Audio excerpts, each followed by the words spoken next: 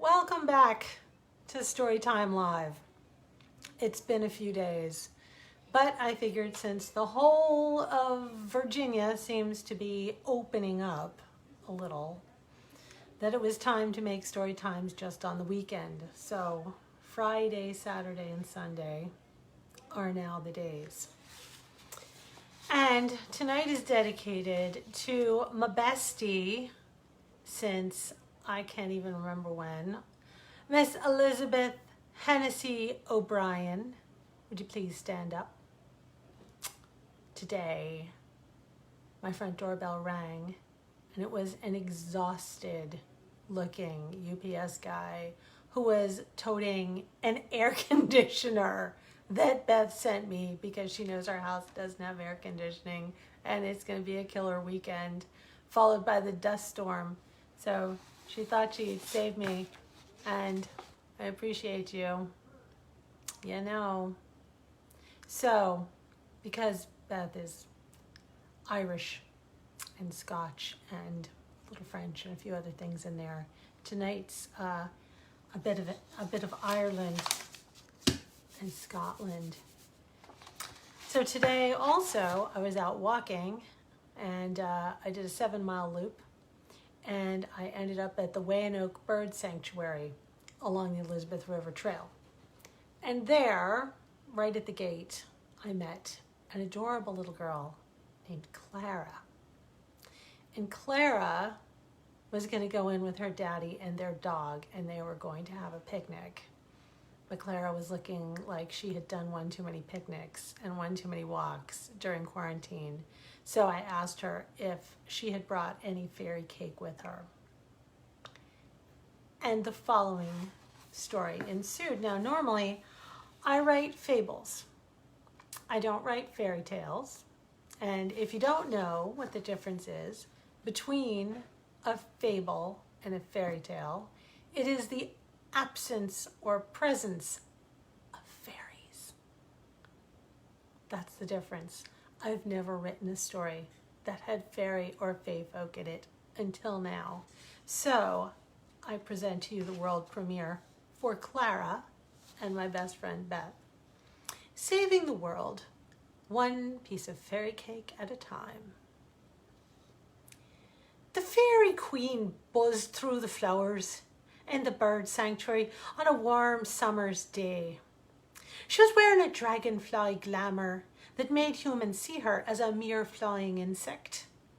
Fairies, you see, can shapeshift and trick the eye in a way very similar to merfolk, who can shift from tails to legs and from solid to liquid.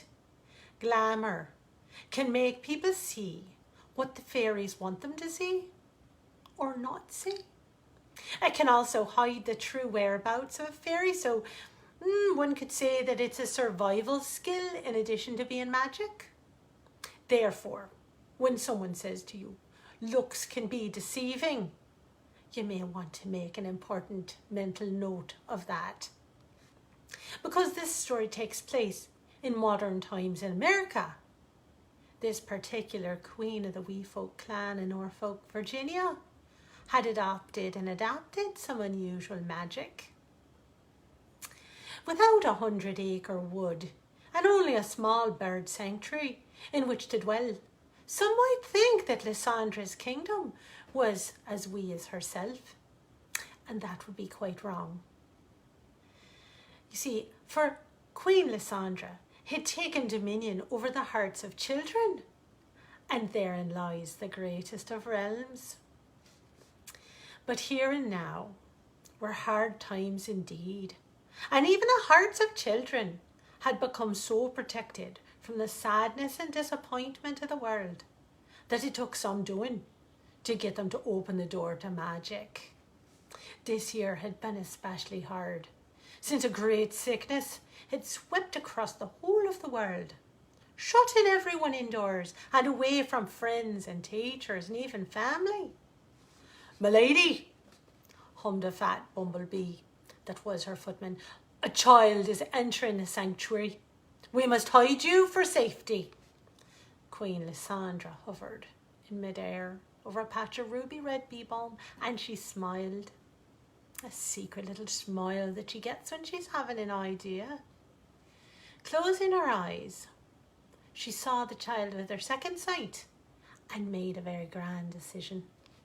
At last, she muttered. Aloud she said, "We shall do no such thing.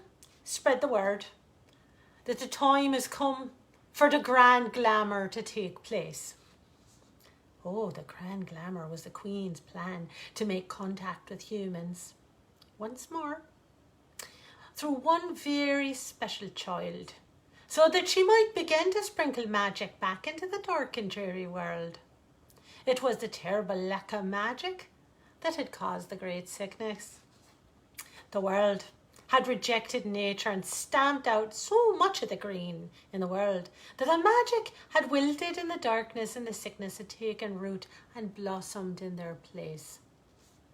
Even now, a great cloud of dust was sweeping across the globe, even crossing the vast of the oceans to try and steal the last rays of the light and the hope from the hearts of children. Only one child was needed for this magic to take root. But that child would need to have a fertile imagination and an open heart and a great and powerful will for goodness. At this announcement, the bee was so shocked that he popped right back to his true form as a little fairy man in opalescent wings and long pointy beard. "Majesty," he said, "is this the child?" The Queen didn't answer.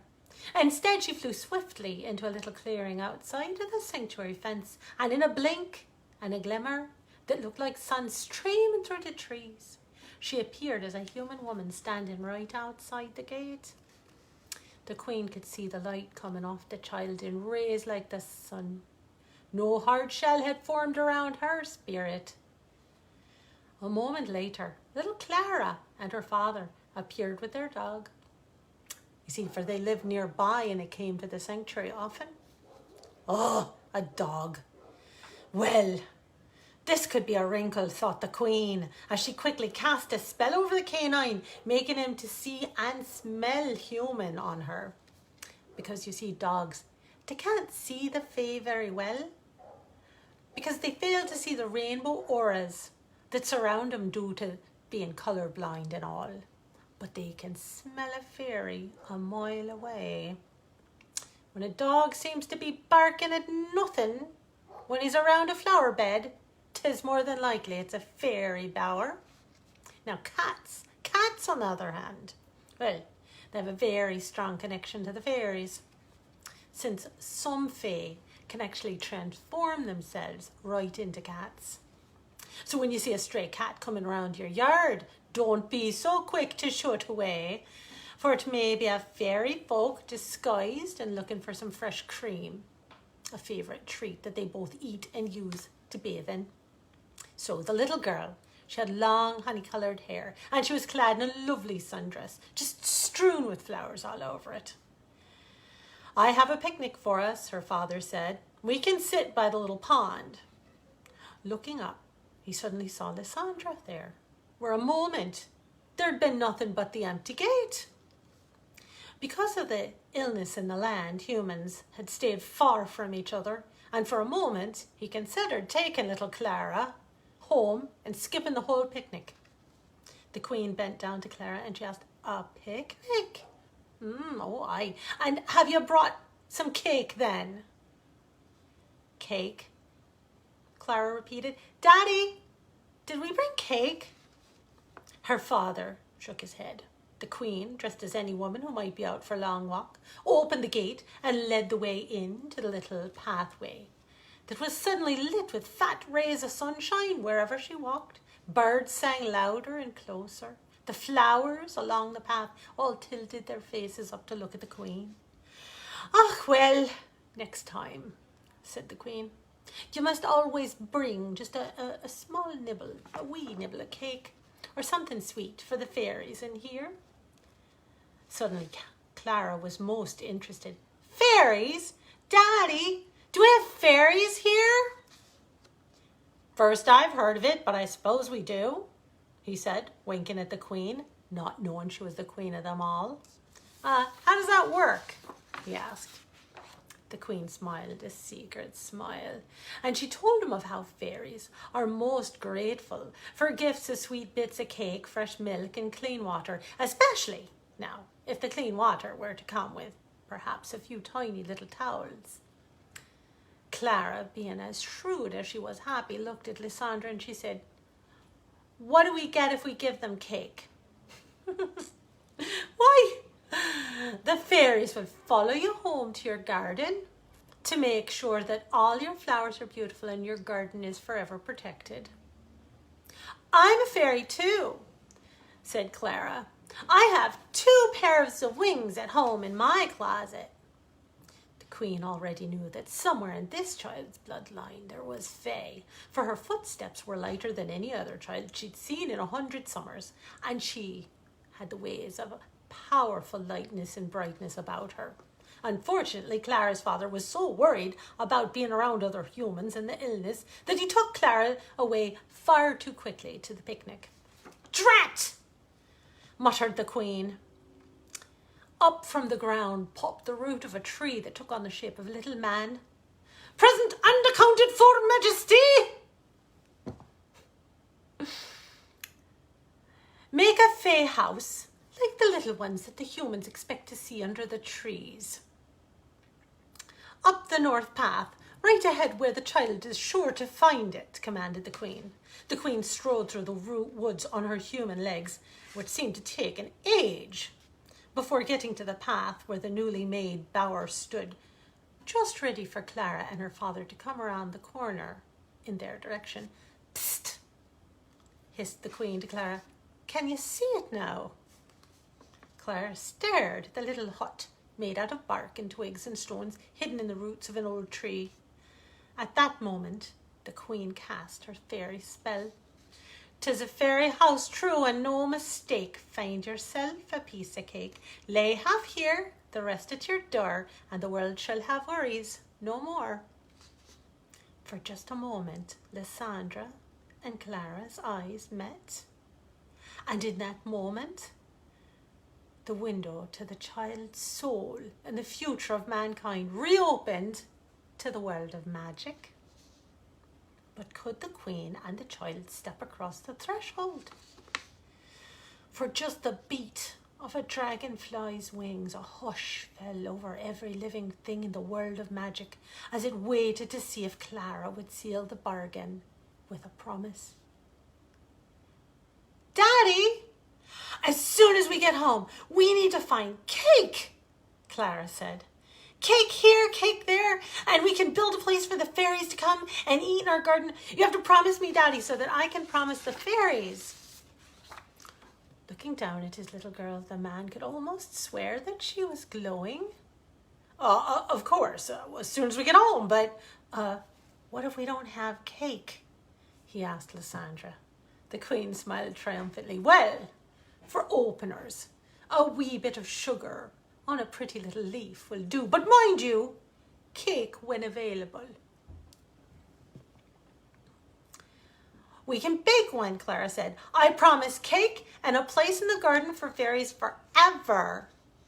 In that moment, Queen Lysandra transformed into her true nature and allowed only Clara to see her as she was in just a blink before replacing the grand glamour that made her appear human.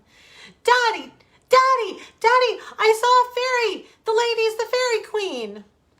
Her father grinned and winked a second time at the queen, still not knowing who she was, of course. "Well, of course you did. That's great. I guess we better get going now, though." But when he tried to look at the woman who'd been right there in front of him, all he saw was a large dragonfly buzzing away in a ray of sunshine. Clara was true to her word, laying out bits of cake and cookies, fresh milk, cream, and pretty little towels beneath the tree, where her father had taken great care to build a beautiful wee house for the Fae. The magic dust covered the path from the sanctuary to Clara's home. Everywhere a fairy tread the ground in her yard, the magic bonded deep into the earth and began to heal the earth and all the people with it. Clara grew up to be a teacher of children who learned from her how to read and write and do arithmetic, but all in terms of fairies. If you have 4 slices of cake and you give 2 to the fairies in exchange for a magical future, how many slices of cake do we have left? Clara would ask her students.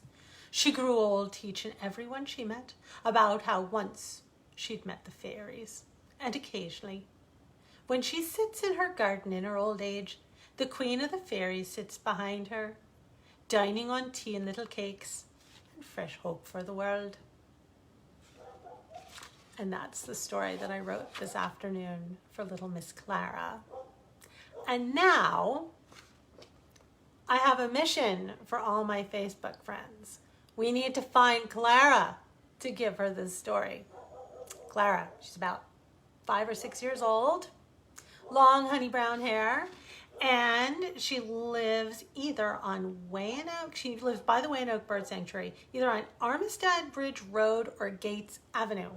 So, my people, I know some of you live in that area. If you know a little girl named Clara, let her know or let me know. So, meanwhile, we will continue on Fridays, Saturdays, and Sundays. And I'm hoping to have fresh stories for most of those days. And thank you again to my bestie, Beth, because as soon as we get the air conditioner set up in here, the world's going to get so much more magical for story time. Thank you very much for being here tonight. Peggy, we're going to have to talk about the schedule. Love you. Night.